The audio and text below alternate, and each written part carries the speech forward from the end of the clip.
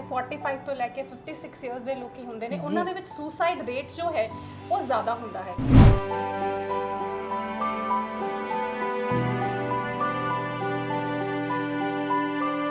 ਜਿੱਦਾਂ ਗਰਲਫ੍ਰੈਂਡ ਨਾਲ ਬ੍ਰੇਕਅਪ ਹੋ ਗਿਆ, ਸੁਸਾਈਡ ਕਰਨ ਦੇ ਬਾਰੇ ਸੋਚ ਲਿਆ, ਠੀਕ ਹੈ।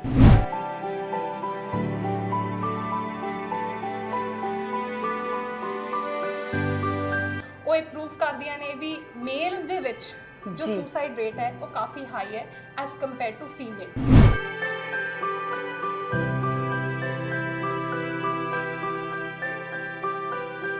ਤੇ ਜੇ ਕੋਈ ਮਰਦ ਰੋਵੇ ਵੀ ਤਾਂ ਉਹਦਾ ਮਜ਼ਾਕ ਉਡਾਇਆ ਜਾਂਦਾ ਵੀ ਤੂੰ ਕਿੱਦਾਂ ਕੁੜੀਆਂ ਵਾਂਗੂ ਰੋ ਰਿਹਾ।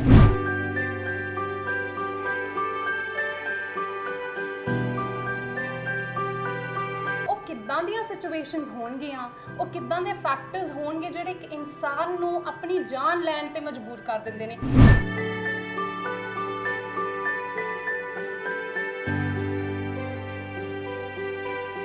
ਏਕਮ ਟੀਵੀ ਦੇਖ ਰਹੇ ਸਾਰੇ ਦਰਸ਼ਕਾਂ ਦਾ ਮੈਂ ਦਮਨਪ੍ਰੀਤ ਕੌਰ ਸਵਾਗਤ ਕਰ ਰਹੀ ਹਾਂ। ਦਰਸ਼ਕੋ, ਆਏ ਦਿਨ ਖੁਦਕੁਸ਼ੀਆਂ ਦਾ ਰੁਝਾਨ ਵਧ ਰਿਹਾ ਹੈ। ਆਮ ਇਨਸਾਨ ਤੋਂ ਲੈ ਕੇ ਸੈਲੀਬ੍ਰਿਟੀ ਤੱਕ ਖੁਦਕੁਸ਼ੀਆਂ ਕਰ ਰਹੇ ਹੈ। ਇਸ ਪਿੱਛੇ ਕਾਰਨ ਕੀ ਹੈ? ਕਿਵੇਂ ਇਨਸਾਨਾਂ ਨੂੰ ਖੁਦਕੁਸ਼ੀ ਕਰਨ ਤੋਂ ਰੋਕਿਆ ਜਾ ਸਕਦਾ ਹੈ? ਇਸ ਸਭ ਬਾਬਤ ਗੱਲਬਾਤ ਕਰਨ ਲਈ ਸਾਡੇ ਨਾਲ ਉਚੇਚੇ ਤੌਰ ਤੇ ਜੁੜੇ ਨੇ ਪ੍ਰੋਫੈਸਰ ਰਾਜਪ੍ਰੀਤ ਕੌਰ ਹੋਰੀ। ਮੈਡਮ, ਤੁਹਾਡਾ ਏਕਮ ਟੀਵੀ ਤੇ ਬਹੁਤ-ਬਹੁਤ ਸਵਾਗਤ ਹੈ। ਬਹੁਤ-ਬਹੁਤ ਧੰਨਵਾਦ ਅਮਨ। ਮੈਂ ਏਕਮ ਟੀਵੀ ਦੇਖ ਰਹੇ ਸਾਰੇ ਦਰਸ਼ਕਾਂ ਨੂੰ ਪਿਆਰ ਭਰੀ ਸਤਿ ਸ਼੍ਰੀ ਅਕਾਲ ਜੀ। ਮੈਡਮ, ਸਭ ਤੋਂ ਪਹਿਲਾਂ ਸਾਡੇ ਦਰਸ਼ਕਾਂ ਨੂੰ ਇਹ ਦੱਸੋ ਕਿ ਕਿਸੇ ਵੀ ਇਨਸਾਨ ਦੇ ਮਨ ਦੇ ਵਿੱਚ ਖੁਦਕੁਸ਼ੀ ਦਾ ਵਿਚਾਰ ਇੱਕੋ ਦਮ ਆਉਂਦਾ ਹੈ ਜਾਂ ਫਿਰ ਹੌਲੀ-ਹੌਲੀ ਪਣਪਦਾ ਹੈ? ਦੇਖੋ ਦਮਨ, ਜੋ ਸੁਸਾਈਡ ਹੈ ਇਹ ਇੱਕ ਬਹੁਤ ਹੀ ਸੀਰੀਅਸ ਇਸ਼ੂ ਹੈ। ਇਹਦਾ ਜੋ ਵਿਚਾਰ ਹੈ ਇਹ ਹੌਲੀ-ਹੌਲੀ ਪਨਪਦਾ ਹੈ ਜਾਂ ਫਿਰ ਇੱਕਦਮ ਆਉਂਦਾ ਹੈ, ਇਸ ਨੂੰ ਸਮਝਣ ਦੇ ਲਈ ਇਹ ਜ਼ਰੂਰੀ ਹੈ ਕਿ ਆਪਾਂ ਇੱਕ ਇਨਸਾਨ ਦੀ ਮਾਨਸਿਕਤਾ ਨੂੰ ਸਮਝੀਏ। ਹੁਣ ਜੇ ਆਪਾਂ ਆਮ ਤੌਰ ਤੇ ਆਪਾਂ ਆਪਦੀ ਗੱਲ ਕਰੀਏ, ਆਪਾਂ ਇੱਕ ਆਮ ਇਨਸਾਨ ਆ ਤਾਂ ਆਪਣੇ ਜ਼ਿਹਨ ਦੇ ਵਿੱਚ ਇਹ ਖਿਆਲ ਵੀ ਨਹੀਂ ਆਉਂਦਾ ਹੈਗਾ ਜਾਂ ਆਪਾਂ ਇਸ ਚੀਜ਼ ਦੀ ਕਲਪਨਾ ਕਰਨੀ ਵੀ ਆਪਣੇ ਲਈ ਬਹੁਤ ਔਖੀ ਹੋ ਜਾਂਦੀ ਹੈ ਵੀ ਕੋਈ ਇੱਕ ਐਦਾਂ ਦਾ ਇਨਸਾਨ ਜਿਹਨੂੰ ਆਪਾਂ ਜਾਣਦੇ ਹਾਂ ਜਾਂ ਜੋ ਆਪਣੇ ਬਹੁਤ ਕਰੀਬ ਹੈ ਉਹ ਖੁਦਕੁਸ਼ੀ ਵਰਗਾ ਇੱਕ ਵੱਡਾ ਸਟੈਪ ਚੱਕ ਲੈਂਦਾ ਹੈ। ਤਾਂ ਇੱਥੇ ਸਭ ਤੋਂ ਜ਼ਿਆਦਾ ਜੋ ਜ਼ਰੂਰੀ ਹੈ ਉਹ ਇਹ ਹੈ ਕਿ ਆਪਾਂ ਉਸ ਇਨਸਾਨ ਦੀ ਮਾਨਸਿਕਤਾ ਨੂੰ ਸਮਝੀਏ। ਹੁਣ ਜੋ ਸੁਸਾਈਡ ਹੈ ਇਹ ਇੱਕਦਮ ਤਾਂ ਕੋਈ ਨਾਰਮਲ ਬੰਦਾ ਅਟੈਂਪਟ ਨਹੀਂ ਕਰਦਾ। ਹੁਣ ਆਪਾਂ ਆਪਣੀ ਗੱਲ ਕਰੀਏ, ਜੋ ਆਪਾਂ ਨਾਰਮਲ ਆਂਗੇ, ਠੀਕ ਹੈ, ਆਪਣੀ ਜ਼ਿੰਦਗੀ 'ਚ ਆਪਾਂ ਖੁਸ਼ ਹਾਂ ਤਾਂ ਆਪਾਂ ਇੱਕਦਮ ਨਹੀਂ ਸੋਚਦੇ ਹੈਗੇ that I'll and up doing suicide, ਠੀਕ ਹੈ।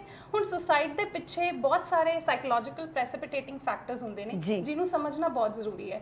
ਹੁਣ ਦੇਖੋ, ਸੁਸਾਈਡ ਦਾ ਜਿਹੜਾ ਖਿਆਲ ਹੈ ਉਹਨੂੰ ਟੈਕਨੀਕਲ ਟਰਮ ਦੇ ਵਿੱਚ ਕਿਹਾ ਜਾਂਦਾ ਹੈ ਸੁਸਾਈਡਲ ਆਈਡੀਏਸ਼ਨ। ਹੁਣ ਸੁਸਾਈਡਲ ਆਈਡੀਏਸ਼ਨ ਕੀ ਹੁੰਦੀ ਹੈ? ਸੁਸਾਈਡਲ ਆਈਡੀਏਸ਼ਨ ਹੁੰਦੀ ਹੈ ਕਿ ਜਦ ਵੀ ਕਿਸੇ ਇੱਕ ਇਨਸਾਨ ਦੇ ਦਿਮਾਗ ਦੇ ਵਿੱਚ, ਇਨਸਾਨ ਦੇ ਮਨ ਦੇ ਵਿੱਚ ਸੁਸਾਈਡ ਕਰਨ ਦੇ ਖਿਆਲ ਆਉਂਦੇ ਨੇ ਜਾਂ ਉਹ ਸੁਸਾਈਡ ਕਰਨ ਦੀ ਪਲਾਨ ਕਰਦਾ ਹੈ, ਉਹਨੂੰ ਆਪਾਂ ਸੁਸਾਈਡਲ ਆਈਡੀਏਸ਼ਨ ਕਹਿੰਦੇ ਹਾਂ। ਹੁਣ ਸੁਸਾਈਡਲ ਆਈਡੀਏਸ਼ਨ ਨੂੰ ਆਪਾਂ ਮੋٹے ਤੌਰ ਤੇ ਦੋ ਟਾਈਪਸ ਦੇ ਵਿੱਚ ਵੰਡਦੇ ਹਾਂ। ਇੱਕ ਆਪਾਂ ਕਹਿੰਦੇ ਆ ਐਕਟਿਵ ਸੁਸਾਈਡਲ ਆਈਡੀਏਸ਼ਨ, ਇੱਕ ਹੁੰਦੀ ਹੈ ਪੈਸਿਵ ਸੁਸਾਈਡਲ ਆਈਡੀਏਸ਼ਨ। ਹੁਣ ਜਿਹੜੀ ਪੈਸਿਵ ਸੁਸਾਈਡਲ ਆਈਡੀਏਸ਼ਨ ਹੁੰਦੀ ਹੈ ਉਹ ਸਿਰਫ ਇੱਕ ਖਿਆਲ ਹੁੰਦਾ। ਪੈਸਿਵ ਮਤਲਬ ਉਹ ਇਨਸਾਨ ਕੁਝ ਨਹੀਂ ਕਰ ਰਿਹਾ, ਉਹ ਸਿਰਫ ਸੋਚ ਰਿਹਾ ਕਿ ਇਸ ਜ਼ਿੰਦਗੀ ਤੋਂ ਤਾਂ ਚੰਗਾ ਸੀਗਾ ਕਿ ਮੈਂ ਮਰ ਜਾਂਦਾ, ਪਰ ਉਹ ਕੁਝ ਵੀ ਸੁਸਾਈਡ ਕਰਨ ਦੇ ਬਾਰੇ ਕੁਝ ਪਲਾਨ ਨਹੀਂ ਕਰ ਰਿਹਾ, ਉਹਦੇ ਦਿਮਾਗ ਦੇ ਵਿੱਚ ਕੋਈ ਆਈਡੀਆਜ਼ ਨਹੀਂ ਹੈਗੇ ਉਸ ਨੂੰ ਲੈ ਕੇ। ਇੱਕ ਹੁੰਦੀ ਹੈ ਐਕਟਿਵ ਜੋ ਸੁਸਾਈਡਲ ਆਈਡੀਏਸ਼ਨ ਹੁੰਦੀ ਹੈ ਇਹ ਬਿਲਕੁਲ ਪੈਸਿਵ ਦੇ ਆਪੋਜ਼ਿਟ ਹੁੰਦੀ ਹੈ। ਇਸ ਦੇ ਵਿੱਚ ਕੀ ਹੁੰਦਾ, ਇਨਸਾਨ ਦੇ ਮਨ ਦੇ ਵਿੱਚ ਸੁਸਾਈਡ ਕਰਨ ਦੇ ਖਿਆਲ ਆਉਂਦੇ ਨੇ ਤੇ ਉਹ ਪਲਾਨ ਵੀ ਕਰਦਾ। ਹੁਣ ਉਹ ਪਲਾਨ ਕਰਨ ਵਾਸਤੇ maybe he or she would go on internet ਤੇ ਰਿਸਰਚ ਕਰੂਗਾ ਕਿ ਕਿਹੜੇ ਤਰੀਕੇ ਨੇ ਆਪਣੀ ਜਾਨ ਲੈਣ ਦੇ, ਠੀਕ ਹੈ। ਹੁਣ ਜਿਹੜੀ ਖਤਰਨਾਕ ਤਾਂ ਦੋਨੋਂ ਹੀ ਨੇ, ਪਰ ਜ਼ਿਆਦਾ ਖਤਰਨਾਕ ਜਿਹੜੀ ਹੈਗੀ ਆ ਉਹ ਹੈਗੀ ਐਕਟਿਵ ਸੁਸਾਈਡਲ ਆਈਡੀਏਸ਼ਨ। ਹੁਣ ਐਕਟਿਵ ਸੁਸਾਈਡਲ ਆਈਡੀਏਸ਼ਨ ਦੇ ਪਿੱਛੇ ਵੀ ਬਹੁਤ ਸਾਰੇ ਕਾਰਨ ਹੁੰਦੇ ਨੇ। ਹੁਣ ਜਿਹੜਾ ਤੁਹਾਡਾ ਸਵਾਲ ਸੀ ਕਿ ਇਹ ਇੱਕਦਮ ਆਉਂਦਾ ਹੈ ਜਾਂ ਇਹ ਹੌਲੀ-ਹੌਲੀ ਪਨਪਦਾ ਹੈ ਇੱਕ ਇਨਸਾਨ ਦੇ ਮਨ ਦੇ ਵਿੱਚ, ਦੇਖੋ ਦਮਨ, ਸਿੱਧੀ ਜੀ ਗੱਲ ਹੈ ਕਿ ਕੋਈ ਨਾ ਕੋਈ ਤਾਂ ਕਾਰਨ ਹੁੰਦਾ ਹੈ ਜਿਹਦੇ ਕਰਕੇ ਇੱਕ ਇਨਸਾਨ ਦੇ ਮਨ ਦੇ ਵਿੱਚ ਸੁਸਾਈਡਲ ਆਈਡੀਏਸ਼ਨ ਹੁੰਦੀ ਹੈ। ਉਹ ਕਾਰਨਾਂ ਬਾਰੇ ਆਪਾਂ ਅੱਗੇ ਗੱਲ ਕਰਾਂਗੇ। ਹੁਣ ਉਹ ਜੋ ਕਾਰਨ ਹੈ ਜਿਸ ਦੇ ਕਰਕੇ ਉਹਦੇ ਮਨ ਸੁਸਾਈਡਲ ਆਈਡੀਏਸ਼ਨ ਹੁੰਦੀ ਹੈ, ਜੇ ਉਸਨੇ ਉਸ ਸੁਸਾਈਡਲ ਆਈਡੀਏਸ਼ਨ ਤੇ ਐਕਟ ਕਰਤਾ, ਠੀਕ ਹੈ, ਉਹਨੂੰ ਆਪਾਂ ਕਹਿੰਦੇ ਆ ਇੰਪਲਸਿਵ ਸੁਸਾਈਡ। ਸੁਸਾਈਡ ਇੰਪਲਸਿਵ ਵੀ ਹੋ ਸਕਦਾ ਹੈ ਤੇ ਨਾਨ ਇੰਪਲਸਿਵ ਵੀ ਹੋ ਸਕਦਾ ਹੈ। ਇੰਪਲਸਿਵ ਸੁਸਾਈਡ ਦੇ ਵਿੱਚ ਕੀ ਹੁੰਦਾ ਹੈ ਕਿ ਇੱਕ ਇਨਸਾਨ ਦੇ ਮਨ ਦੇ ਵਿੱਚ ਥਾਟ ਆਇਆ ਹੈ ਸੁਸਾਈਡ ਦਾ ਤੇ ਉਹਨੇ ਇੰਪਲਸਿਵ ਮਤਲਬ ਬਿਨਾਂ ਸੋਚੇ ਸਮਝੇ, ਉਹਨੇ ਬਿਨਾਂ ਸੋਚੇ ਸਮਝੇ ਉਸ ਤੇ ਐਕਟ ਕਰਤਾ, ਠੀਕ ਹੈ। ਤੇ ਨਾਨ ਇੰਪਲਸਿਵ ਜੋ ਹੈ, ਜਿਹਨੂੰ ਆਪਾਂ ਕਹਿ ਸਕਦੇ ਆ ਵੈਲ ਪਲਾਨਡ ਸੁਸਾਈਡ, ਉਹ ਇਨਸਾਨ ਦੇ ਮਨ ਦੇ ਵਿੱਚ ਸੁਸਾਈਡਲ ਆਈਡੀਏਸ਼ਨ ਬਹੁਤ ਲੰਬੇ ਸਮੇਂ ਤੋਂ ਚੱਲ ਰਹੀ ਹੁੰਦੀ ਆ। ਉਹ ਮੇਬੀ ਬਹੁਤ ਚੰਗੇ ਤਰੀਕੇ ਦੇ ਨਾਲ ਉਸ ਨੂੰ ਪਲਾਨ ਕਰੂਗਾ, ਆਪਣੇ ਜਿਹੜੇ ਅਫੇਅਰਸ ਨੇ ਉਹਨੂੰ ਸੈਟਲ ਕਰੂਗਾ, ਠੀਕ ਹੈ, ਤਿਆਰੀਆਂ ਕਰੂਗਾ, ਪਲਾਨ ਕਰੂਗਾ, ਮੇਬੀ ਇੱਕ ਡੇਟ ਵੀ ਡਿਸਾਈਡ ਕਰ ਲਵੇ ਕਿ ਮੈਂ ਇਸ ਦਿਨ ਜਾ ਕੇ ਸੁਸਾਈਡ ਕਰਨਾ ਹੈ, ਠੀਕ ਹੈ। ਪਰ ਜੋ ਰਿਸਰਚਰਸ ਨੇ, ਆਮ ਤੌਰ ਤੇ ਰਿਸਰਚਰਸ ਇਹ ਪ੍ਰੂਫ ਕਰਦੀਆਂ ਨੇ ਕਿ ਜਿਹੜੇ ਇੰਪਲਸਿਵ ਸੁਸਾਈਡਸ ਹੁੰਦੇ ਨੇ, ਇੰਪਲਸਿਵ ਸੁਸਾਈਡ ਰੇਟਸ ਹੁੰਦੇ ਨੇ, ਉਹ ਬਹੁਤ ਜ਼ਿਆਦਾ ਹੁੰਦੇ ਨੇ ਜੀ। ਹੁਣ ਮੈਂ ਤੁਹਾਡੇ ਨਾਲ ਇੱਕ ਐਗਜ਼ਾਮਪਲ ਸ਼ੇਅਰ ਕਰਨਾ ਚਾਹੂੰਗੀ। The other day I was talking to somebody ਤੇ ਉਹ ਮੇਰੇ ਨਾਲ ਸ਼ੇਅਰ ਕਰ ਰਹੇ ਸੀ ਆਪਣੇ ਬ੍ਰਦਰ ਦੀ ਸੁਸਾਈਡ ਸਟੋਰੀ ਜੀ। ਤੇ ਉਹਨਾਂ ਨੇ ਮੈਨੂੰ ਦੱਸਿਆ ਕਿ ਇਟ ਵਾਸ ਅ ਨਾਰਮਲ ਡੇ, ਉਹਨਾਂ ਦੇ ਬ੍ਰਦਰ ਦਾ ਬਰਥਡੇ ਸੀਗਾ ਤੇ ਉਹ ਰਾਤੀ ਡਿਨਰ ਤੇ ਗਏ ਤੇ ਜਦ ਡਿਨਰ ਤੋਂ ਵਾਪਸ ਆਏ ਉਹਦੇ ਬ੍ਰਦਰ ਨੇ ਸਾਰੀ ਫੈਮਿਲੀ ਨੂੰ ਘਰੇ ਡ੍ਰੌਪ ਕੀਤਾ ਤੇ ਪੇਰੈਂਟਸ ਨੂੰ ਕਿਹਾ ਵੀ ਮੈਂ ਥੋੜੇ ਟਾਈਮ ਤੱਕ ਵਾਪਸ ਆ ਜਾਣਾ, ਮੈਂ ਫਰੈਂਡਸ ਨਾਲ ਘੁੰਮਣ ਜਾ ਰਿਹਾ ਹਾਂ ਜੀ। ਤੇ ਕਿਸੇ ਨੂੰ ਕੋਈ ਆਈਡੀਆ ਨਹੀਂ ਸੀਗਾ। ਉਹ ਇਨਸਾਨ ਉੱਥੋਂ ਚਲਾ ਗਿਆ ਤੇ ਉਹਨੇ ਆਫਿਸ ਆਪਣੀ ਗੱਡੀ ਲੈ ਕੇ ਗਿਆ ਤੇ ਆਫਿਸ ਦੀ ਬਿਲਡਿੰਗ ਤੋਂ ਛਾਲ ਮਾਰਤੀ ਤੇ ਉਹਨੇ ਸੁਸਾਈਡ ਕਰ ਲਿਆ। ਹੁਣ ਤੁਸੀਂ ਦੇਖੋ ਐਦਾਂ ਦੀ ਸਿਚੁਏਸ਼ਨ 'ਚ ਆਪਾਂ ਕੀ ਕਹੀਏ ਵੀ ਇਹ ਸੋਚਿਆ ਸਮਝਿਆ ਸੁਸਾਈਡ ਸੀਗਾ ਕਿ ਉਹਨੇ ਪਹਿਲਾਂ ਤੋਂ ਹੀ ਪਲਾਨ ਕੀਤਾ ਸੀ ਕਿ ਇੰਪਲਸਿਵ ਸੀ, ਆਪਾਂ ਕੁਝ ਨਹੀਂ ਕਹਿ ਸਕਦੇ ਕਿਉਂਕਿ ਜਿਹੜਾ ਹਿਊਮਨ ਬਿਹੇਵੀਅਰ ਆ ਇਹ ਬਹੁਤ ਅਨਪ੍ਰੈਡਿਕਟੇਬਲ ਹੈ, ਬਹੁਤ ਅਨਸਰਟਨ ਆ, ਆਪਾਂ ਇਹਨੂੰ ਪ੍ਰੈਡਿਕਟ ਨਹੀਂ ਕਰ ਪਾਉਂਦੇ। ਜੀ। ਤਾਂ ਇਹ ਸਮਝਣ ਦੇ ਲਈ ਕਿ ਇੱਕ ਇਨਸਾਨ ਸੁਸਾਈਡ ਕਿਉਂ ਕਰਦਾ ਹੈ ਉਹਦੇ ਪਿੱਛੇ ਇੱਕ there is a history of precipitating psychological factor ਜਿਹੜੀ ਸਮਝਣ ਦੀ ਆਪਾਂ ਨੂੰ ਬਹੁਤ ਲੋੜ ਹੁੰਦੀ ਜੀ। ਹੈ। ਮੈਮ ਤੁਸੀਂ ਜਿਵੇਂ ਕਿਹਾ ਹੈਗਾ ਕਿ ਵਾਕਈ ਇੱਕ ਦਿਨ ਦੇ ਵਿੱਚ ਵੀ ਹੋ ਸਕਦਾ ਹੈ ਜਾਂ ਲੰਬੇ ਸਮੇਂ ਤੋਂ ਇਨਸਾਨ ਦੇ ਜ਼ਿਹਨ ਦੇ ਵਿੱਚ ਇਹ ਵਿਚਾਰ ਜਿਹੜਾ ਹੈ ਪਣਪਦਾ ਹੈਗਾ ਆ। ਮੈਡਮ ਇੱਕ ਗੱਲ ਸਾਡੇ ਹੋਰ ਦਰਸ਼ਕਾਂ ਨੂੰ ਹੋਰ ਦੱਸੋ ਕਿ ਇਹ ਜਿਹੜੀ ਖੁਦਕੁਸ਼ੀਆਂ ਹੈਗੀਆਂ ਨੇ ਕਿਸ ਉਮਰ ਵਰਗ ਦੇ ਲੋਕ ਜ਼ਿਆਦਾ ਕਰਦੇ ਆ, ਔਰਤ ਜਾਂ ਮਰਦ, ਇਹਨਾਂ ਚੋਂ ਕਿਹੜੇ ਲੋਕ ਜਿਹੜਾ ਜ਼ਿਆਦਾ ਖੁਦਕੁਸ਼ੀਆਂ ਕਰਦੇ ਆ? ਦੇਖੋ ਜੇ ਆਪਾਂ ਏਜ ਫੈਕਟਰ ਦੀ ਗੱਲ ਕਰੀਏ, ਜੇ ਆਪਾਂ ਕਹੀਏ ਏਜ ਐਂਡ ਸੁਸਾਈਡ, ਤਾਂ ਜਨਰਲੀ ਕੀ ਹੁੰਦਾ ਹੈ ਕਿ ਰਿਸਰਚਰਸ ਇਹ ਕਹਿੰਦੀਆਂ ਨੇ ਵੀ ਜਿਹੜੇ ਲੇਟ ਮਿਡਲ ਏਜ ਦੇ ਲੋਕੀ ਹੁੰਦੇ ਨੇ, ਜਿਵੇਂ 45 ਤੋਂ ਲੈ ਕੇ 56 ਇਅਰਸ ਦੇ ਲੋਕੀ ਹੁੰਦੇ ਨੇ, ਉਹਨਾਂ ਦੇ ਵਿੱਚ ਸੁਸਾਈਡ ਰੇਟ ਜੋ ਹੈ ਉਹ ਜ਼ਿਆਦਾ ਹੁੰਦਾ ਹੈ। ਬਟ ਇਸ ਦਾ ਮਤਲਬ ਇਹ ਨਹੀਂ ਹੈਗਾ ਕਿ ਬਾਕੀ ਜਿਹੜੇ ਵੀ ਏਜ ਗਰੁੱਪਸ ਦੇ ਲੋਕੀ ਨੇ ਉਹ ਸੁਸਾਈਡ ਨਹੀਂ ਕਮਿਟ ਕਰਦੇ। ਹੁਣ ਜੇ ਆਪਾਂ ਗੱਲ ਕਰੀਏ ਐਡੋਲੈਸੈਂਟਸ ਦੀ, ਜਿਹਨੂੰ ਆਪਾਂ ਕਿਸ਼ੋਰ ਅਵਸਥਾ ਵੀ ਕਹਿੰਦੇ ਆ, ਤੁਸੀਂ ਦੇਖਿਆ ਹੋਣਾ ਵੀ ਅੱਜ ਕੱਲ ਬਹੁਤ ਸਾਰੇ ਬੱਚੇ ਛੋਟੀ ਛੋਟੀ ਗੱਲਾਂ ਨੂੰ ਲੈ ਕੇ ਇੰਨੇ ਜ਼ਿਆਦਾ ਪਰੇਸ਼ਾਨ ਹੋ ਜਾਂਦੇ ਨੇ ਤੇ ਉਹ ਸੁਸਾਈਡ ਵਰਗਾ ਵੱਡਾ ਕਦਮ ਚੱਕ ਲੈਂਦੇ ਨੇ। ਐਗਜ਼ਾਮਸ ਤੋਂ ਵਿੱਚ ਵਧੀਆ ਰਿਜ਼ਲਟ ਨਹੀਂ ਆਇਆ, ਸੁਸਾਈਡ ਕਰ ਲਿਆ। ਈਵਨ ਰਿਲੇਸ਼ਨਸ਼ਿਪ ਇਸ਼ੂਜ਼, ਮੈਂ ਪਹਿਲਾਂ ਜਿੱਥੇ ਜੌਬ ਕਰਦੀ ਸੀਗੀ ਉੱਥੇ ਬਹੁਤ ਸਾਰੇ ਸਟੂਡੈਂਟਸ ਆਉਂਦੇ ਸੀ ਜਿਨ੍ਹਾਂ ਦੀ ਮੈਂ ਕਾਉਂਸਲਿੰਗ ਕਰਦੀ ਸੀਗੀ ਐਂਡ ਦੇ head minor issues in their life. ਜਿੱਦਾਂ ਗਰਲਫ੍ਰੈਂਡ ਨਾਲ ਬ੍ਰੇਕਅਪ ਹੋ ਗਿਆ, ਸੁਸਾਈਡ ਕਰਨ ਦੇ ਬਾਰੇ ਸੋਚ ਲਿਆ, ਠੀਕ ਹੈ। ਤਾਂ ਜਿਹੜੀ ਇਹ ਆਪਾਂ ਏਜ ਦੀ ਗੱਲ ਕਰੀਏ ਤਾਂ on a broader perspective we can say ਵੀ ਜਿਹੜੀ ਲੇਟ ਮਿਡਲ ਏਜ ਹੈ 45 ਤੋਂ ਲੈ ਕੇ 50-60 ਏਜ ਹੈਗੀ ਆ, ਉਹਦੇ ਵਿੱਚ ਸੁਸਾਈਡ ਰੇਟ ਹਾਈ ਹੈ, ਬਟ ਐਡੋਲੈਸੈਂਸ ਦੇ ਵਿੱਚ ਵੀ ਕਾਫੀ ਹੱਦ ਤੱਕ ਇਹ ਸੁਸਾਈਡ ਰੇਟ ਹੈਗਾ ਜੀ। ਤੇ ਜਿੱਥੇ ਗੱਲ ਰਹੀ ਮੇਲ ਤੇ ਫੀਮੇਲਸ ਦੀ, ਦੇਖੋ ਦਮਨ ਜਿੰਨੀਆਂ ਵੀ ਰਿਸਰਚਰਸ ਹੋਈਆਂ ਨੇ ਉਹ ਇਹ ਪ੍ਰੂਵ ਕਰਦੀਆਂ ਨੇ ਵੀ ਮੇਲਸ ਦੇ ਵਿੱਚ ਜੋ ਸੁਸਾਈਡ ਰੇਟ ਹੈ ਉਹ ਕਾਫੀ ਹਾਈ ਹੈ ਐਸ ਕੰਪੇਅਰ ਟੂ ਫੀਮੇਲ, ਠੀਕ ਹੈ। ਹੁਣ ਇਹ ਕਿਉਂ ਹੁੰਦਾ ਹੈ, ਇਹਦੇ ਕੀ ਕਾਰਨ ਹੋ ਸਕਦੇ ਨੇ? ਜੇ ਆਪਾਂ ਗੱਲ ਕਰੀਏ ਸਪੈਸੀਫਿਕਲੀ ਮੇਲਸ ਦੀ ਗੱਲ ਕਰੀਏ ਆਪਾਂ, ਤਾਂ ਦੇਖੋ ਆਪਾਂ ਨੂੰ ਰੱਬ ਨੇ ਇਦਾਂ ਦਾ ਬਣਾਇਆ ਹੈ, ਠੀਕ ਹੈ। ਇੱਕ ਮੇਲ ਤੇ ਫੀਮੇਲ ਦੇ ਵਿੱਚ ਬਹੁਤ ਡਿਫਰੈਂਸਸ ਹੁੰਦੇ ਨੇ, ਫਿਜ਼ੀਕਲੀ ਵੀ ਤੇ ਸਾਈਕੋਲੋਜੀਕਲੀ ਵੀ। ਹੁਣ ਜੇ ਆਪਾਂ ਮੇਲਸ ਦੀ ਗੱਲ ਕਰੀਏ ਤਾਂ ਮੇਲਸ ਨੇ ਫੈਮਿਲੀ ਦਾ ਕਰਤਾ ਧਰਤਾ ਮੇਲ ਹੁੰਦਾ ਹੈ, ਠੀਕ ਹੈ। ਉਹਨੇ ਘਰ ਚਲਾਉਣਾ ਹੈ, ਉਹਨੇ ਫੈਮਿਲੀ ਨੂੰ ਪ੍ਰੋਟੈਕਟ ਕਰਨਾ ਹੈ, ਤਾਂ ਇਸ ਕਰਕੇ ਜਿਹੜਾ ਉਹਨਾਂ ਦੇ ਵਿੱਚ ਐਗਰੈਸਿਵ ਇਨਸਟਿੰਕਟ ਹੁੰਦਾ ਹੈ ਉਹ ਹਾਈ ਹੁੰਦਾ ਹੈ। ਤਾਂ ਜਿਹੜੇ ਮੇਲਸ ਨੇ ਜੇ ਉਹ ਸੁਸਾਈਡ ਕਰਨ ਦੀ ਸੋਚਦੇ ਨੇ ਤਾਂ ਜਿਹੜੇ ਉਹਨਾਂ ਦੇ ਸੁਸਾਈਡਲ ਅਟੈਂਪਟ ਹੁੰਦੇ ਨੇ ਦੇ ਆ ਮੋਰ ਅਗਰੈਸਿਵ ਇਨ ਦ ਸੈਂਸ ਵੀ ਉਹਨਾਂ ਦੇ ਐਦਾਂ ਦੇ ਅਟੈਂਪਟ ਹੋਣਗੇ ਜਿਨ੍ਹਾਂ ਦੇ ਵਿੱਚ ਜਾਨ ਬਚਣ ਦੇ ਜਿਹੜੇ ਚਾਂਸਸ ਨੇ ਉਹ ਬਹੁਤ ਘੱਟ ਹੁੰਦੇ ਨੇ, ਜਿਵੇਂ ਕਿ ਗੋਲੀ ਮਾਰ ਲੈਣਗੇ ਆਪਦੇ ਆਪ ਨੂੰ ਜਾਂ ਓਵਰਡੋਜ਼ ਕਰ ਲੈਣਗੇ ਜਾਂ ਗੱਡੀ ਦਾ ਬੁਰੀ ਤਰ੍ਹਾਂ ਐਕਸੀਡੈਂਟ ਕਰਾ ਲੈਣਗੇ, ਠੀਕ ਹੈ। ਬਟ ਜੇ ਫੀਮੇਲਸ ਦੀ ਗੱਲ ਕਰੀਏ ਤਾਂ ਫੀਮੇਲਸ ਦੇ ਇੰਨੇ ਅਗਰੈਸਿਵ, ਕਿਉਂਕਿ ਆਪਾਂ ਫੀਮੇਲਸ ਜੋ ਹੁੰਦੇ ਆ ਉਹ ਇੰਨੇ ਐਗਰੈਸਿਵ ਨਹੀਂ ਹੁੰਦੇ, ਆਪਾਂ ਨੂੰ ਨੇਚਰ ਨੇ ਰੱਬ ਨੇ ਐਗਰੈਸਿਵ ਨਹੀਂ ਬਣਾਇਆ, ਤਾਂ ਜਿਹੜੇ ਆਪਣੇ ਅਟੈਂਪਟ ਨੇ ਸੁਸਾਈਡਲ ਅਟੈਂਪਟਸ ਨੇ ਉਹ ਇੰਨੇ ਜ਼ਿਆਦਾ ਐਗਰੈਸਿਵ ਨਹੀਂ ਹੁੰਦੇ। ਮੋਰਓਵਰ ਜਿਹੜੇ ਮੇਲਸ ਨੇ, ਮੈਂ ਤਾਂ ਸੁਸਾਇਟੀ ਨੂੰ ਹੀ ਦੋਸ਼ ਦਊਂਗੀ ਕਿਉਂਕਿ ਜੋ ਸੁਸਾਇਟੀ ਹੈ ਉਹ ਬੜਾ ਜੈਂਡਰ ਸਟੀਰੀਓਟਾਈਪ ਕਰਦੀ ਹੈ ਨਾ। ਮੇਲਸ ਤੇ ਫੀਮੇਲਸ ਦੇ ਜਿਹੜੇ ਰੋਲਸ ਨੇ ਉਹ ਬੜੇ ਕਲੀਅਰਲੀ ਵੈਲ ਡਿਫਾਈਨਡ ਨੇ, ਉਹਨਾਂ ਦੀਆਂ ਕੀ ਐਕਸਪੈਕਟੇਸ਼ਨਸ ਨੇ ਸੁਸਾਇਟੀ ਨੇ ਬੜੀਆਂ ਕਲੀਅਰਲੀ ਡਿਫਾਈਨ ਕੀਤੀਆਂ ਹੁੰਦੀਆਂ ਨੇ। ਜੇ ਆਪਾਂ ਮੇਲਸ ਦੀ ਗੱਲ ਕਰੀਏ ਤਾਂ ਆਮ ਤੌਰ ਤੇ ਕਹਿੰਦੇ ਨੇ ਮਰਦ ਕੋ ਦਰਦ ਨਹੀਂ ਹੋਤਾ ਹੈ ਨਾ, ਤੇ ਜੇ ਕੋਈ ਮਰਦ ਰੋਵੇ ਵੀ ਤਾਂ ਉਹਦਾ ਮਜ਼ਾਕ ਉਡਾਇਆ ਜਾਂਦਾ ਵੀ ਤੂੰ ਕਿੱਦਾਂ ਕੁੜੀਆਂ ਵਾਂਗੂ ਰੋ ਰਿਹਾ, ਜੋ ਕਿ ਬਹੁਤ ਗਲਤ ਹੈ। ਦੇਖੋ ਇਮੋਸ਼ਨਸ ਦੋਨਾਂ ਵਿੱਚ ਹੁੰਦੇ ਨੇ, ਠੀਕ ਹੈ, ਮੇਲਸ ਵਿੱਚ ਵੀ ਹੁੰਦੇ ਨੇ ਤੇ ਫੀਮੇਲਸ ਵਿੱਚ ਵੀ ਹੁੰਦੇ ਨੇ, ਤੇ ਆਪਾਂ ਨੂੰ ਉਹਦੀ ਕਦਰ ਕਰਨੀ ਚਾਹੀਦੀ ਆ। ਤੇ ਜੇ ਕਿਸੇ ਮੇਲ ਨੂੰ ਰੋਣਾ ਆ ਰਿਹਾ ਤਾਂ ਇਹਦਾ ਮਤਲਬ ਉਹ ਇਹ ਨਹੀਂ ਹੈਗਾ ਵੀ ਉਹ ਕਮਜ਼ੋਰ ਹੈ ਜੀ। ਇਹਨਾਂ ਸਾਰੇ ਕਾਰਨਾਂ ਕਰਕੇ ਜਿਹੜੇ ਮੇਲਸ ਹੁੰਦੇ ਨੇ ਉਹ ਆਪਣੀ ਪ੍ਰੋਬਲਮ ਨੂੰ ਲੈ ਕੇ they are not very vocal ਜੀ, ਉਹ ਕਿਸੇ ਨਾਲ ਜਾ ਕੇ ਗੱਲ ਨਹੀਂ ਕਰਦੇ, ਠੀਕ ਹੈ, ਉਹ ਗੱਲ ਨਹੀਂ ਕਰਦੇ, ਉਹ ਸਾਰਾ ਦਿਨ ਆਪਣੇ ਅੰਦਰ ਜਿਹੜਾ ਵੀ ਸਟ੍ਰੈਸ ਤਾਂ ਹੁਣ ਹਰ ਕਿਸੇ ਦੀ ਜ਼ਿੰਦਗੀ ਦੇ ਵਿੱਚ ਹੁੰਦਾ ਹੈ ਤੇ ਉਹ ਸਾਰਾ ਸਟ੍ਰੈਸ ਜੋ ਹੈ ਉਹ ਆਪਦੇ ਅੰਦਰ ਦੱਬਦੇ ਰਹਿੰਦੇ ਨੇ। ਮੈਂ ਆਮ ਤੌਰ ਤੇ ਐਗਜ਼ਾਮਪਲ ਦਿੰਨੀ ਹੁੰਨੀ ਆ ਪ੍ਰੈਸ਼ਰ ਕੁੱਕਰ ਦੀ, ਹੈ ਨਾ। ਹੁਣ ਆਪਾਂ ਪ੍ਰੈਸ਼ਰ ਕੁੱਕਰ ਦੇ ਵਿੱਚ ਜਦੋਂ ਆਪਾਂ ਗੈਸ ਤੇ ਰੱਖਦੇ ਉਹਦੇ ਤੇ ਸੀਟੀ ਲੱਗੀ ਹੁੰਦੀ ਹੈ ਜੀ, ਬਿਲਕੁਲ, ਠੀਕ ਹੈ। ਤੇ ਹੁਣ ਤੁਸੀਂ ਸੋਚੋ ਦਮਨ, ਜੇ ਆਪਾਂ ਉਸ ਸੀਟੀ ਨੂੰ ਦੱਬ ਦਈਏ ਜੀ ਉੱਤੇ ਭਾਰ ਦੇ ਦਈਏ ਤਾਂ ਕੀ ਹੋਊਗਾ ਪ੍ਰੈਸ਼ਰ ਕੁੱਕਰ ਦਾ? ਜੀ ਬਾਕੀ ਉਹਨੇ ਫਟਣਾ ਹੀ ਹੈਗਾ ਹੈ। ਇਹ ਬੜਾ ਜ਼ੋਰ ਦੇ ਕੇ ਕਹਿੰਦੀ ਹੁੰਦੀ ਹੈ ਕਿ ਜਦ ਵੀ ਤੁਹਾਨੂੰ ਕੋਈ ਵੀ ਪ੍ਰੋਬਲਮ ਹੈ, ਚਾਹੇ ਉਹ ਮੇਲ ਹੈ ਚਾਹੇ ਫੀਮੇਲ ਹੈ, ਅੱਗੇ ਆਓ ਤੇ ਗੱਲ ਕਰੋ। ਹੁਣ ਮੇਲਸ ਨੂੰ ਉਹੀ ਸੋਸਾਇਟਲ ਪ੍ਰੈਸ਼ਰ ਹੁੰਦਾ ਕਿ ਤੁਸੀਂ ਗੱਲ ਨਹੀਂ ਕਰਨੀ, ਕੀ ਤੀਵੀਆਂ ਵਾਂਗੂ ਤੂੰ ਚੁਗਲੀਆਂ ਕਰਨ ਬਹਿ ਜਾਣਾ ਜਾਂ ਤੂੰ ਆਪਦੇ ਦੁਖੜੇ ਰੋਣ ਲੱਗ ਜਾਣਾਗਾ। ਤਾਂ ਫਿਰ ਹੁਣ ਮੇਲਸ ਕੀ ਕਰਦੇ ਨੇ, ਉਹਨਾਂ ਦੀ ਹਾਲਾਤ ਉਹ ਪ੍ਰੈਸ਼ਰ ਕੁੱਕਰ ਵਾਂਗੂ ਹੁੰਦੀ ਹੈ ਜਿਨ੍ਹਾਂ ਦੀ ਜਿਹਦੀ ਸੀਟੀ ਨੂੰ ਆਪਾਂ ਉੱਪਰੋਂ ਦੱਬ ਦਿੱਤਾ ਜਾਂਦਾ ਹੈ। ਤਾਂ ਹੁਣ ਕੀ ਹੁੰਦਾ, ਫਿਰ ਉਹ ਫਟਣਗੇ ਜਾਂ ਫਿਰ ਇਵੈਂਚੁਅਲੀ ਉਹ ਬੜੇ ਡਿਸਟਰਕਟਿਵ ਮੀਨਸ ਦੇ ਵੱਲ ਨੂੰ ਜਾਣਗੇ, ਜਿਵੇਂ ਐਲਕੋਹਲ ਹੋ ਗਿਆ, ਸਬਸਟੈਂਸ ਅਬਿਊਜ਼ ਹੋ ਗਿਆ, ਜੋ ਕਿ ਬਹੁਤ ਸੇਫ ਨਹੀਂ ਹੁੰਦਾ, ਜੋ ਕਿ ਐਂਡ ਉਹਨਾਂ ਦਾ ਫਿਰ ਕਿੱਥੇ ਹੋਊਗਾ, ਸੁਸਾਈਡ ਤੇ ਹੋਊਗਾ। ਤੇ ਜੇ ਆਪਾਂ ਗੱਲ ਕਰੀਏ ਫੀਮੇਲਸ ਦੀ, ਠੀਕ ਹੈ, ਮੈਂ ਕਹੂੰਗੀ ਵੀ ਇਹ ਰੱਬ ਦੀ ਦੇਣ ਆ ਆਪਾਂ ਨੂੰ, ਫੀਮੇਲਸ ਨੇ ਸਹਿਨ ਸ਼ਕਤੀ ਤੇ ਮਨੋਬਲ ਦੇ ਨਾਲ ਨਵਾਜ਼ਿਆ ਹੈ, ਠੀਕ ਹੈ। ਫੀਮੇਲਸ ਚਾਹੇ ਮੇਲਸ ਤੋਂ ਜ਼ਿਆਦਾ ਸਟਰੋਂਗ ਨਹੀਂ ਹੁੰਦੀਆਂ, ਬਟ ਉਹਨਾਂ ਦੇ ਵਿੱਚ ਦੁੱਖ ਸਹਿਣ ਦੀ ਜੋ ਸ਼ਮਤਾ ਹੈ ਉਹ ਮੇਲਸ ਨਾਲੋਂ ਕਾਫੀ ਜ਼ਿਆਦਾ ਹੁੰਦੀ ਹੈ। ਕੰਪਰੋਮਾਈਜ਼ਸ ਈਜ਼ੀਲੀ ਕਰ ਲੈਂਦੀਆਂ ਨੇ ਆਪਣੀ ਜ਼ਿੰਦਗੀ ਦੇ ਵਿੱਚ।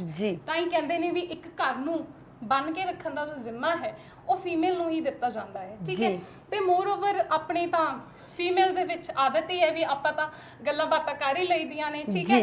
ਉਹ ਕਹਿੰਦੇ ਨੇ ਨਾ, ਸਭ ਤੋਂ ਵੱਡਾ ਚੁਟਕਲਾ ਕੀ ਹੈ? ਸਭ ਤੋਂ ਵੱਡਾ ਚੁਟਕਲਾ ਇਹ ਸੀਗਾ ਵੀ ਦੋ ਲੇਡੀਜ਼ ਬੈਠੀਆਂ ਸੀ ਤੇ ਉਹ ਚੁੱਪ ਸੀਗੀਆਂ, ਠੀਕ ਹੈ। ਆਈ ਰਿਮੈਂਬਰ ਜਦੋਂ ਮੈਂ ਵੀ ਕਾਲਜ ਹੁੰਦੀ ਸੀਗੀ, ਸਾਡਾ ਇੱਕ ਸੈਸ਼ਨ ਹੁੰਦਾ ਸੀਗਾ ਜਿਹਨੂੰ ਅਸੀਂ ਕਹਿੰਦੇ ਸੀ ABCK, आओ बहनों चुगली करें।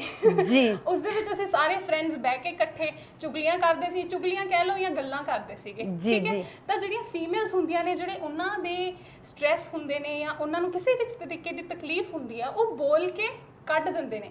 ਤੇ ਸਾਈਕੋਲੋਜੀ ਦੇ ਵਿੱਚ ਤਾਂ ਵੈਸੇ ਵੀ ਟਾਕਿੰਗ ਕਿਉਰ ਨੂੰ ਬਹੁਤ ਜ਼ਿਆਦਾ ਇੰਪੋਰਟੈਂਸ ਦਿੱਤੀ ਜਾਂਦੀ ਹੈ। ਆਪਣੀ ਅੱਧੀ ਪ੍ਰੋਬਲਮ ਤਾਂ ਵੈਸੇ ਹੀ ਸੋਲਵ ਹੋ ਜਾਂਦੀ ਹੈ ਜੇ ਆਪਾਂ ਬੋਲ ਲਈਏ ਉਸ ਨੂੰ। ਮੋਰ ਓਵਰ ਇੱਕ ਜ਼ਰੂਰੀ ਜਿਹੜੇ ਮੈਂ ਇੱਥੇ ਪੁਆਇੰਟ ਤੁਹਾਨੂੰ ਦੱਸਣਾ ਚਾਹੂੰਗੀ ਉਹ ਹੈਗਾ ਕ੍ਰਾਈਂਗ, ਠੀਕ ਹੈ। ਫੀਮੇਲ ਨੂੰ ਬਹੁਤ ਈਜ਼ੀਲੀ ਰੋਣਾ ਆ ਜਾਂਦਾ ਹੈ, ਤੇ ਜਿਹੜੇ ਰੋਣਾ ਹੈ ਦਮਨ, ਉਹ ਆਪਣਾ ਸਭ ਤੋਂ ਜ਼ਿਆਦਾ ਸਟਰੋਂਗ ਪੁਆਇੰਟ ਹੈ, ਕਿਉਂਕਿ ਰਿਸਰਚਰਸ ਨੇ ਵੀ ਇਹ ਪ੍ਰੂਵ ਕੀਤਾ ਹੈ ਵੀ ਜਿਹੜਾ ਰੋਣਾ ਹੁੰਦਾ, ਜਿਹੜਾ ਕ੍ਰਾਈਂਗ ਹੈ, ਇਟਸ ਸਾਈਕੋਲੋਜੀਕਲੀ ਰਿਪੇਅਰਿੰਗ। ਤੁਸੀਂ ਆਪ ਮਹਿਸੂਸ ਕੀਤਾ ਹੋਇਆ ਕਦੇ ਨਾ ਜ਼ਿੰਦਗੀ 'ਚ ਤਾਂ ਤੁਸੀਂ ਰੋਏ ਹੋਵੋਗੇ, ਤੇ ਜਦ ਰੋਨੇ ਆ ਆਪਾਂ, ਉਹ ਜਿਹੜਾ ਜਿੰਨਾ ਵੀ ਮਨ ਦਾ ਗੁਬਾਰ ਹੁੰਦਾ ਹੈ ਉਹ ਆਪਣਾ ਨਿਕਲ ਜਾਂਦਾ ਹੈ। ਬਟ ਮੇਲਸ ਦੇ ਵਿੱਚ ਇਹ ਨਹੀਂ ਹੋ ਪਾਉਂਦਾ, ਇਸੇ ਕਰਕੇ ਜਿਹੜੇ ਸੁਸਾਈਡ ਰੇਟਸ ਨੇ ਉਹ ਮੇਲ ਦੇ ਵਿੱਚ ਜ਼ਿਆਦਾ ਨੇ ਫੀਮੇਲਸ ਦੇ ਕੰਪੈਰੀਟਿਵ। ਜੀ ਮੈਡਮ, ਚਾਹੇ ਮਰਦ ਹੈ ਚਾਹੇ ਔਰਤ ਹੈ, ਕੋਈ ਵੀ ਖੁਦਕੁਸ਼ੀ ਕਰੇ ਇਹ ਗਲਤ ਹੈਗਾ, ਕਿਉਂਕਿ ਜ਼ਿੰਦਗੀ ਇਨਸਾਨ ਨੂੰ ਇੱਕੋ ਵਾਰੀ ਮਿਲਦੀ ਹੈ, ਇਸ ਨੂੰ ਜੀਣਾ ਚਾਹੀਦਾ ਹੈਗਾ ਆ। ਮੈਡਮ, ਅਜਿਹੇ ਕਿਹੜੇ ਹਾਲਾਤ ਬਣਦੇ ਆ ਜਾਂ ਫਿਰ ਅਜਿਹੇ ਕਿਹੜੇ ਕਾਰਨ ਹੈ ਜਿਨ੍ਹਾਂ ਕਰਕੇ ਇਨਸਾਨ ਜਿਹੜਾ ਖੁਦਕੁਸ਼ੀਆਂ ਦੇ ਰਾਹ 'ਚ ਹੁੰਦੇ ਹੈਗੇ ਆ? ਮੈਨੂੰ ਇਹ ਲੱਗਦਾ ਵੀ ਆਪਣੀ ਜਾਨ ਲੈਣਾ ਬਹੁਤ ਜ਼ਿਆਦਾ ਵੱਡੀ ਗਲਤੀ ਹੁੰਦੀ ਆ, ਤੇ ਮੈਨੂੰ ਲੱਗਦਾ ਆਪਣੇ ਧਰਮ ਗ੍ਰੰਥਾਂ ਦੇ ਵਿੱਚ ਇਹਨੂੰ ਪਾਪ ਵੀ ਮੰਨਿਆ ਜਾਂਦਾ ਹੈ, ਕਿਉਂਕਿ ਇਹ ਕੁਦਰਤ ਦੇ, ਰੱਬ ਦੇ ਬਣਾਏ ਗਏ ਨਿਯਮਾਂ ਦੇ ਅਗੇਂਸਟ ਜਾਣਾ ਹੈ। ਹੁਣ ਕਿੱਦਾਂ ਅਗੇਂਸਟ ਜਾਣਾ ਹੈ, ਮੈਂ ਤੁਹਾਨੂੰ ਇਸ ਤੇ ਥੋੜਾ ਜਿਹਾ ਚਾਨਣਾ ਪਾਉਣਾ ਚਾਹੂੰਗੀ।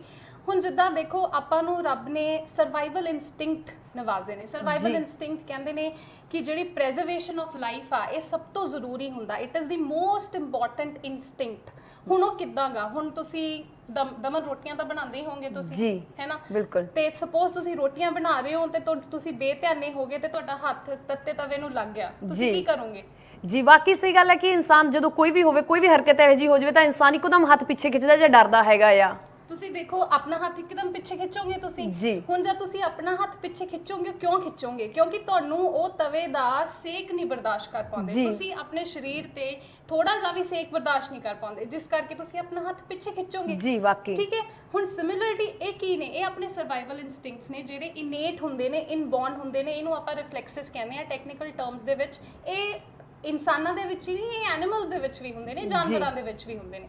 ਹੁਣ ਤੁਸੀਂ ਇਹ ਦੇਖੋ ਦਮਨ ਕਿ ਆਪਾਂ ਨੂੰ ਜਦੋਂ ਰੱਬ ਨੇ ਸਰਵਾਈਵਲ ਇਨਸਟਿੰਕਟ ਦਿੱਤੇ ਨੇ, ਜਾਨ ਆਪਾਂ ਨੂੰ ਸਭ ਤੋਂ ਜ਼ਿਆਦਾ ਪਿਆਰੀ ਹੁੰਦੀ ਆ, ਉਹ ਕਿੱਦਾਂ ਦੀਆਂ ਸਿਚੁਏਸ਼ਨਸ ਹੋਣਗੀਆਂ, ਉਹ ਕਿੱਦਾਂ ਦੇ ਫੈਕਟਰਸ ਹੋਣਗੇ ਜਿਹੜੇ ਇੱਕ ਇਨਸਾਨ ਨੂੰ ਆਪਣੀ ਜਾਨ ਲੈਣ ਤੇ ਮਜਬੂਰ ਕਰ ਦਿੰਦੇ ਨੇ। ਜਿਹੜੇ ਰੱਬ ਦੇ ਬਣਾਏ ਨਿਯਮ ਨੇ, ਜਿਹੜੇ ਸਰਵਾਈਵਲ ਇਨਸਟਿੰਕਟ ਨੇ, ਜਿਹੜੇ ਆਪਣੇ ਰਿਫਲੈਕਸਸ ਨੇ, ਉਹਨਾਂ ਦੇ ਅਗੇਂਸਟ ਜਾਣ ਤੇ ਮਜਬੂਰ ਕਰ ਦਿੰਦੇ ਨੇ, ਠੀਕ ਹੈ।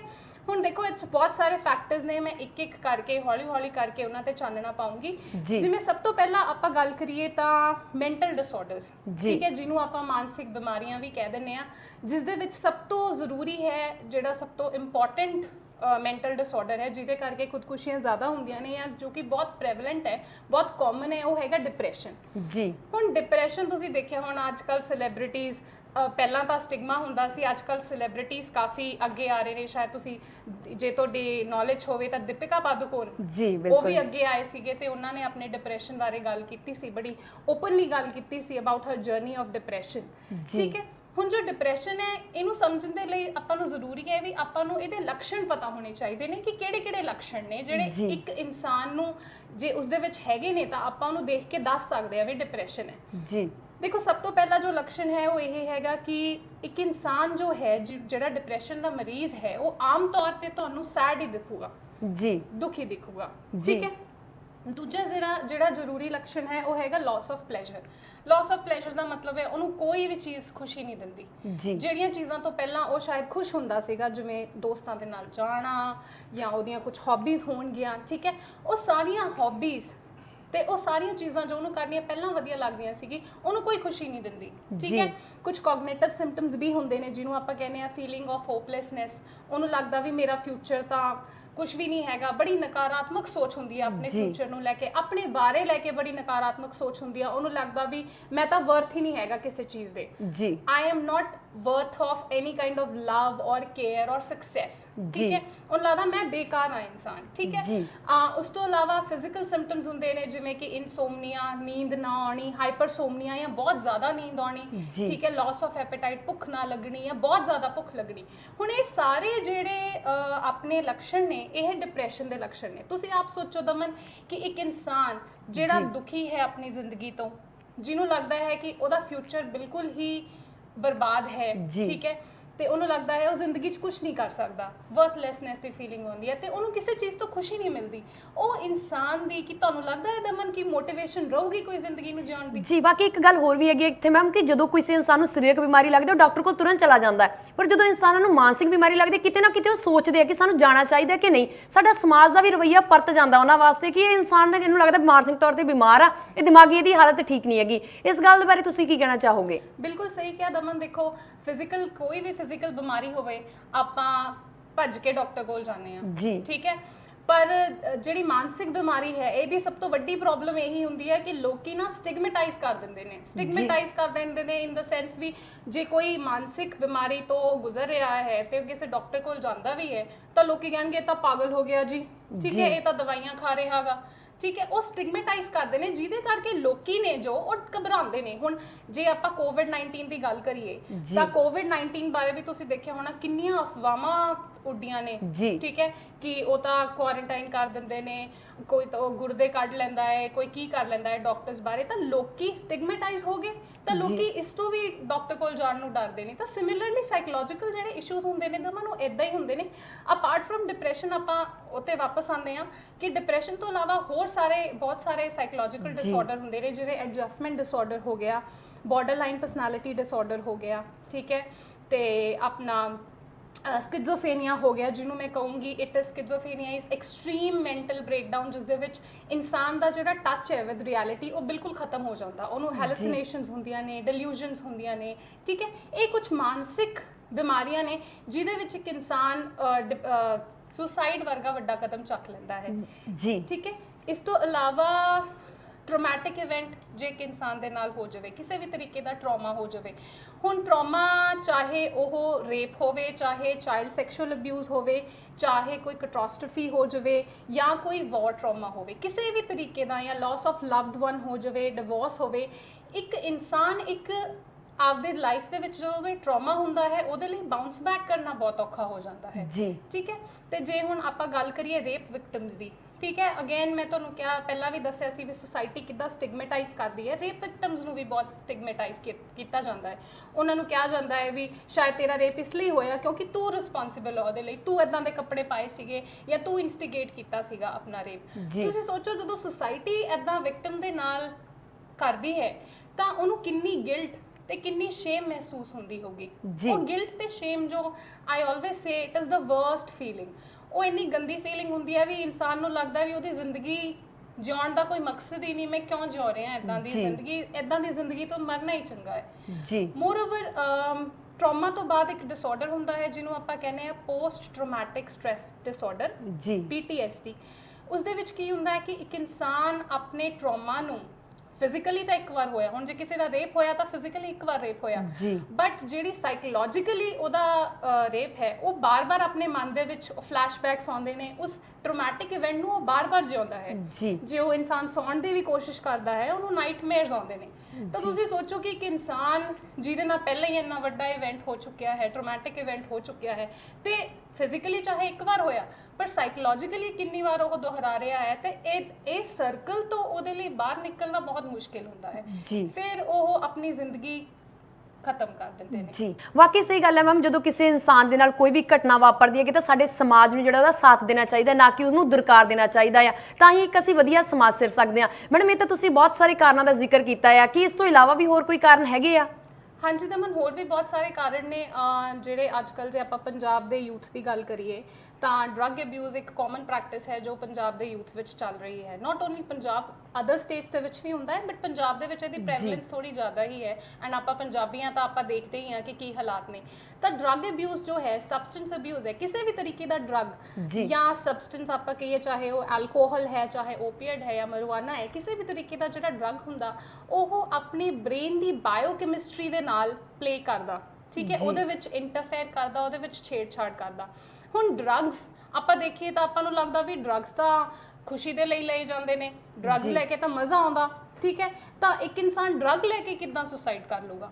ਹੁਣ ਡਰੱਗਸ ਸੁਸਾਈਡ 'ਚ ਕੀ ਰੋਲ ਪਲੇ ਕਰਦੇ ਨੇ, ਉਹਦੇ ਲਈ ਆਪਾਂ ਨੂੰ ਇਹ ਸਮਝਣ ਦੀ ਲੋੜ ਹੈ ਕਿ ਡਰੱਗਸ ਆਪਣੇ ਬ੍ਰੇਨ ਦੇ ਨਾਲ ਕਿੱਦਾਂ ਛੇੜਛਾੜ ਕਰਦੇ ਨੇ। ਦੇਖੋ, ਬ੍ਰੇਨ ਦੇ ਵਿੱਚ ਕੁਝ ਕੈਮੀਕਲਸ ਹੁੰਦੇ ਨੇ ਜਿਹਨੂੰ ਆਪਾਂ ਨਿਊਰੋਟ੍ਰਾਂਸਮਿਟਰਸ ਕਹਿੰਦੇ ਆ, ਜਿਹਨੂੰ ਕੈਮੀਕਲ ਮੈਸੇਂਜਰ ਕਿਹਾ ਜਾਂਦਾ। ਆਪਣੇ ਜਿਹੜੇ ਬ੍ਰੇਨ ਦੇ ਸੈਲਸ ਹੁੰਦੇ ਨੇ, ਨਿਊਰੋਨਸ ਹੁੰਦੇ ਨੇ, ਉਹ ਇੱਕ ਦੂਜੇ ਦੇ ਨਾਲ ਨਿਊਰੋਟ੍ਰਾਂਸਮਿਟਰ ਦੇ ਥਰੂ ਕਮਿਊਨੀਕੇਟ ਕਰਦੇ ਨੇ। ਤੇ ਜਿਹੜੇ ਡਰੱਗਸ ਹੁੰਦੇ ਨੇ ਇਹ ਸਿੱਧਾ ਆਪਣੇ ਨਿਊਰੋਟ੍ਰਾਂਸਮਿਟਰਸ ਤੇ ਐਕਟ ਕਰਦੇ ਨੇ ਤੇ ਉਹਨਾਂ ਦੀ ਜਿਹੜੀ ਫੰਕਸ਼ਨਿੰਗ ਹੈ ਉਹਨੂੰ ਹੈਂਪਰ ਕਰਦੇ ਨੇ, ਉਹ 'ਚ ਇੰਟਰਫੇਅਰ ਕਰਦੇ ਨੇ। ਜਿੱਦਾਂ ਇੱਕ ਨਿਊਰੋਟ੍ਰਾਂਸਮਿਟਰ ਹੈ ਸੈਰੋਟੋਨਿਨ, ਜੇ ਉਹਦਾ ਲੈਵਲ ਆਪਣੇ ਬ੍ਰੇਨ ਦੇ ਵਿੱਚ ਘਟ ਜਾਵੇ ਤਾਂ ਲਾਸ ਆਫ ਪਲੇਜ਼ਰ ਹੋ ਜਾਂਦਾ ਹੈ, ਆਪਾਂ ਨੂੰ ਕੁਝ ਵੀ ਚੀਜ਼ ਵਧੀਆ ਲੱਗਣੀ ਬੰਦ ਹੋ ਜਾਂਦੀ ਹੈ ਜੀ, ਠੀਕ ਹੈ। ਜਿਸ ਕਰਕੇ ਡਿਪਰੈਸ਼ਨ, ਮੈਂ ਜਿੱਦਾਂ ਤੁਹਾਨੂੰ ਪਹਿਲਾਂ ਵੀ ਦੱਸਿਆ ਸੀ, ਡਿਪਰੈਸ਼ਨ ਦਾ ਲੱਛਣ ਇੱਕ ਲਾਸ ਆਫ ਪਲੇਜ਼ਰ ਹੈਗਾ। ਡਿਪਰੈਸ਼ਨ ਹੈ ਤਾਂ ਡਿਪਰੈਸ਼ਨ ਤੋਂ ਬਾਅਦ ਸੁਸਾਈਡਲ ਆਈਡੀਏਸ਼ਨ ਵੀ ਹੋ ਜੂਗੀ, ਸੁਸਾਈਡਲ ਥਾਟਸ ਵੀ ਹੋ ਜਾਣਗੇ। ਇਸ ਤੋਂ ਇਲਾਵਾ ਬਹੁਤ ਸਾਰੇ ਬ੍ਰੇਨਸ ਦੇ ਇੱਦਾਂ ਦੇ ਏਰੀਆਜ਼ ਨੇ ਜਿੱਥੇ ਡਰੱਗਸ ਨੇ ਉਹ ਐਕਟ ਕਰਦੇ ਨੇ। One of the area is basal ganglia. Basal ganglia is very important in the sense of pleasure, ठीक है। हुण जब भी आप कोई ड्रग लेने तो वो ड्रग की करता अपने बेजल गैंगलिया नू स्टिमुलेट करता। जब बेजल गैंगलिया नू स्टिमुलेट करदा गा तो आपां नू सेंस ऑफ यूफोरिया फील हुंदा, आपां नू सेंस ऑफ प्लेजर फील हुंदा जी। पर हुण प्रॉब्लम कित्थे आ जांदी है? प्रॉब्लम ये आ जांदी है कि जिद्दां आपां नू रब ने बनाया है, रब ने आपां नू एक बहुत सोहनी ਅਬਿਲਿਟੀ ਦਿੱਤੀ ਹੈ ਜਿਹਨੂੰ ਆਪਾਂ ਕਹਿੰਦੇ ਆ ਅਡੈਪਟੇਬਿਲਿਟੀ ਜੀ। ਆਪਣੀ ਬਾਡੀ ਅਡੈਪਟ ਕਰ ਲੈਂਦੀ ਆ। ਇਨਸਾਨ ਨੂੰ ਰੱਬ ਨੇ ਇਦਾਂ ਬਣਾਇਆ ਹੈ ਪਰ ਇਹਦੇ ਨੁਕਸਾਨ ਵੀ ਨੇ ਜੀ। ਜਦੋਂ ਇੱਕ ਇਨਸਾਨ ਡਰੱਗ ਲੈਂਦਾ ਹੈ, ਠੀਕ ਹੈ, ਹੁਣ ਉਹਦਾ ਬੇਜ਼ਲ ਗੈਂਗਲੀਆ ਹੈ, ਉਹ ਕੰਟੀਨਿਊਸਲੀ ਡਰੱਗ ਨੂੰ ਅਬਿਊਜ਼ ਕਰੀ ਜਾ ਰਿਹਾ ਹੈ, ਕੰਟੀਨਿਊਸਲੀ ਡਰੱਗ ਲਈ ਜਾ ਰਿਹਾ ਹੈ, ਬੇਜ਼ਲ ਗੈਂਗਲੀਆ ਉਹਦਾ ਸਟਿਮੂਲੇਟ ਹੋ ਰਿਹਾ ਹੈ। ਤੇ ਜਦ ਬੇਜ਼ਲ ਗੈਂਗਲੀਆ ਬਾਰ-ਬਾਰ ਸਟਿਮੂਲੇਟ ਹੁੰਦਾ ਹੈ ਤਾਂ ਫਿਰ ਉਹ ਜੋ ਹੈ ਉਹ ਕੰਮ ਕਰਨਾ ਬੰਦ ਕਰ ਜਾਂਦਾ ਹੈ ਤੇ ਲਾਸ ਆਫ ਪਲੇਜ਼ਰ ਜੀ। ਮੈਮ, ਇਹ ਤਾਂ ਬਹੁਤ ਸਾਰੇ ਕਾਰਨ ਹੋ ਗਏ ਜਿਨ੍ਹਾਂ ਕਰਕੇ ਇਨਸਾਨ ਜਿਹੜੇ ਖੁਦਕੁਸ਼ੀ ਕਰਦੇ ਆ। ਜਦੋਂ ਕੋਈ ਵੀ ਇਨਸਾਨ ਖੁਦਕੁਸ਼ੀ ਕਰਨ ਦੀ ਸੋਚਦਾ ਆ, ਉਸ ਦੇ ਵਿੱਚ ਕੁਝ ਲੱਛਣ ਦਿਖਾਈ ਦਿੰਦੇ ਜੋ ਆਮ ਲੋਕਾਂ ਨੂੰ ਪਤਾ ਲੱਗ ਜਾਂਦੇ, ਜਿਸ ਤੋਂ ਪਤਾ ਲਗਾ ਸਕਣ ਕਿ ਇਨਸਾਨ ਖੁਦਕੁਸ਼ੀ ਕਰ ਸਕਦਾ, ਅਸੀਂ ਇਹਨੂੰ ਰੋਕ ਸਕਦੇ ਹੈਗੇ ਆ। ਦੇਖੋ, ਇਹ ਬੜਾ ਹੀ ਟ੍ਰਿਕੀ ਹੁੰਦਾ ਗਾ।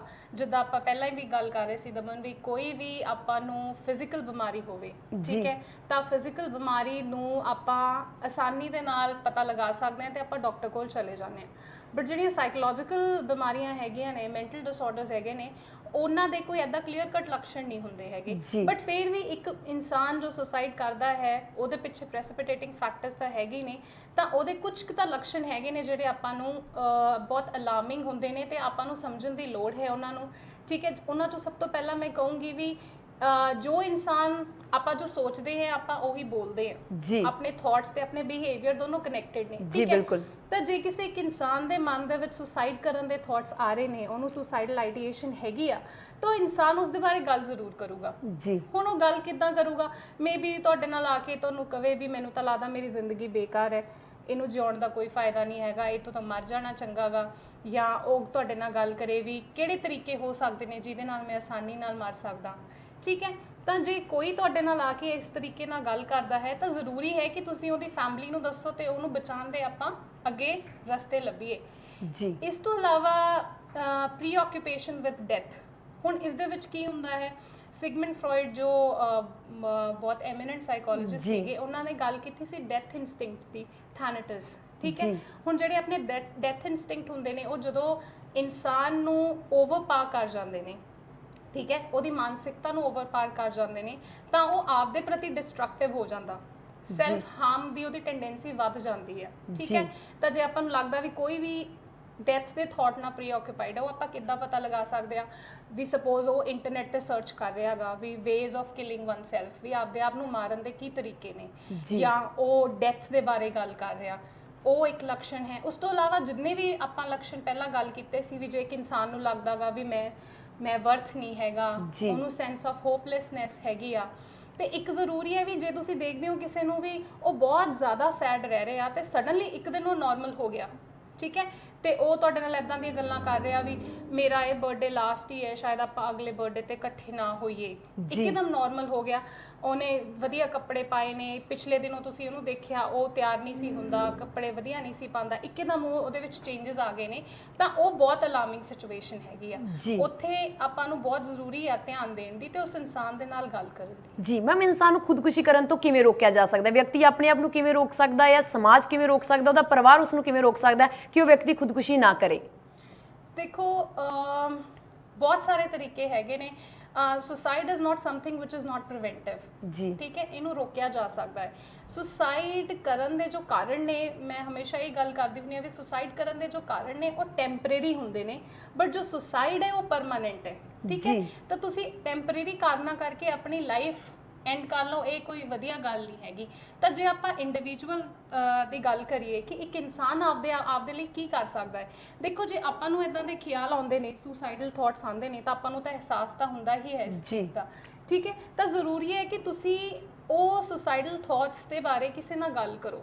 ਜੀ, ਆਮ ਤੌਰ ਤੇ ਇਹ ਇੱਕ ਮਿਥ ਹੈ ਵੀ ਜੇ ਆਪਾਂ ਕਿਸੇ ਇਨਸਾਨ ਦੇ ਨਾਲ ਸੁਸਾਈਡ ਬਾਰੇ ਗੱਲ ਕਰਾਂਗੇ ਤਾਂ ਉਹ ਇਨਸਾਨ ਸੁਸਾਈਡ ਕਰਨ ਦੇ ਚਾਂਸਸ ਵੱਧ ਜਾਂਦੇ ਨੇ, ਜਦਕਿ ਬਿਲਕੁਲ ਇਸ ਦਾ ਉਲਟਾ ਹੁੰਦਾ ਹੈ। ਜੇ ਆਪਾਂ ਕਿਸੇ ਇੱਕ ਇਨਸਾਨ ਦੇ ਨਾਲ ਸੁਸਾਈਡ ਬਾਰੇ ਗੱਲ ਕਰਦੇ ਆ ਤਾਂ ਉਹਦਾ ਮਨ ਹਲਕਾ ਹੁੰਦਾ ਹੈ ਤੇ ਸ਼ਾਇਦ ਉਹ ਸੁਸਾਈਡ ਨਾ ਵੀ ਕਰੇ, ਜੀ, ਠੀਕ ਹੈ।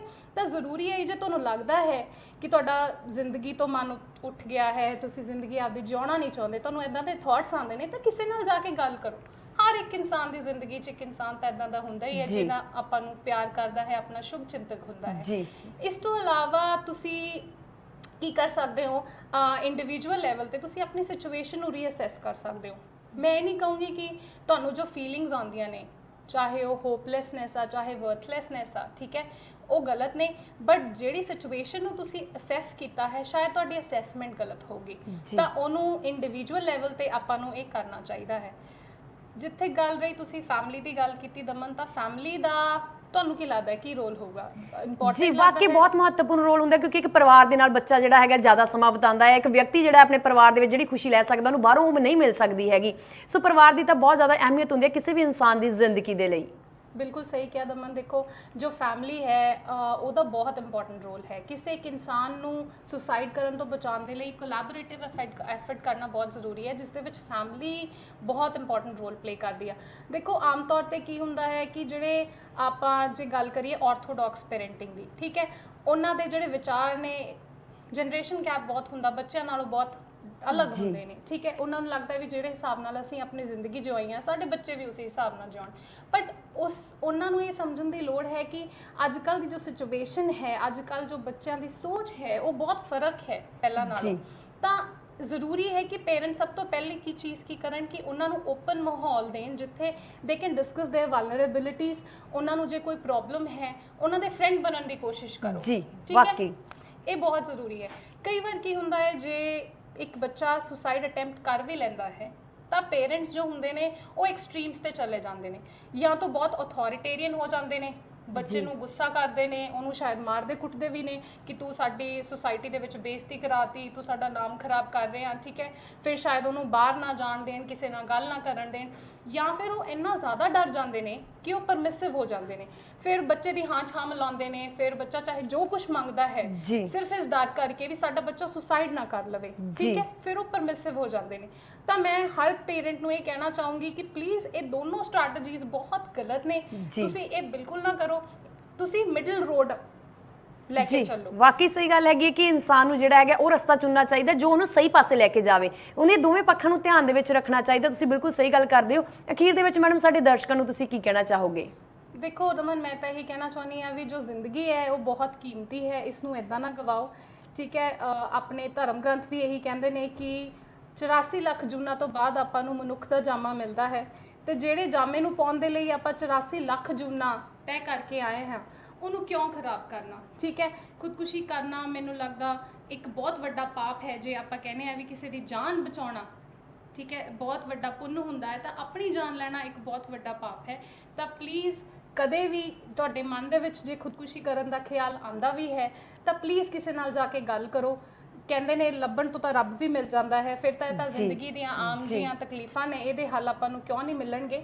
ਤਾਂ ਜ਼ਰੂਰ ਕਿਸੇ ਨਾਲ ਗੱਲ ਕਰੋ। ਜੇ ਫਿਰ ਵੀ ਤੁਹਾਨੂੰ ਨਹੀਂ ਲੱਗਦਾ ਕਿ ਉਹ ਇਨਸਾਨ ਤੁਹਾਡੀ ਹੈਲਪ ਕਰ ਸਕਦਾ ਤਾਂ ਪ੍ਰੋਫੈਸ਼ਨਲ ਹੈਲਪ ਜ਼ਰੂਰ ਸੀਕ ਕਰੋ, ਠੀਕ ਹੈ। ਸੁਸਾਈਡਲ ਹੈਲਪਲਾਈਨਸ ਹੁੰਦੀਆਂ ਨੇ, ਸਾਈਕੋਲੋਜਿਸਟ ਹੈਗੇ ਨੇ, ਸਾਈਕੈਟਰਿਸਟ ਹੈਗੇ ਨੇ, ਪ੍ਰੋਫੈਸ਼ਨਲ ਬੈਠੇ ਨੇ ਜੋ ਤੁਹਾਡੀ ਹੈਲਪ ਕਰਨਗੇ। ਆਪਦੀ ਜ਼ਿੰਦਗੀ ਦੀ ਕੀਮਤ ਨੂੰ ਪਛਾਣੋ ਤੇ ਜ਼ਿੰਦਗੀ ਤੋਂ ਇਦਾਂ ਹਾਰ ਨਾ ਮੰਨੋ। ਜੀ ਮੈਡਮ, ਤੁਸੀਂ ਬੜਮੁੱਲੀ ਜਾਣਕਾਰੀ ਸਾਡੇ ਨਾਲ ਸਾਂਝੀ ਕੀਤੀ, ਤੁਹਾਡਾ ਬਹੁਤ ਬਹੁਤ ਧੰਨਵਾਦ ਜੀ।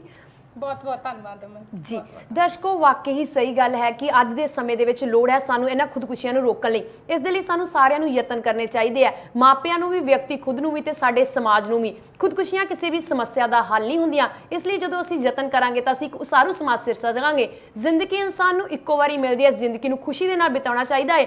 ਇਸੇ ਆਸ ਦੇ ਨਾਲ ਮੈਨੂੰ ਦਮਨ ਪਿੰਨੂ ਦਿਓ ਆ ਗਿਆ। ਧੰਨਵਾਦ।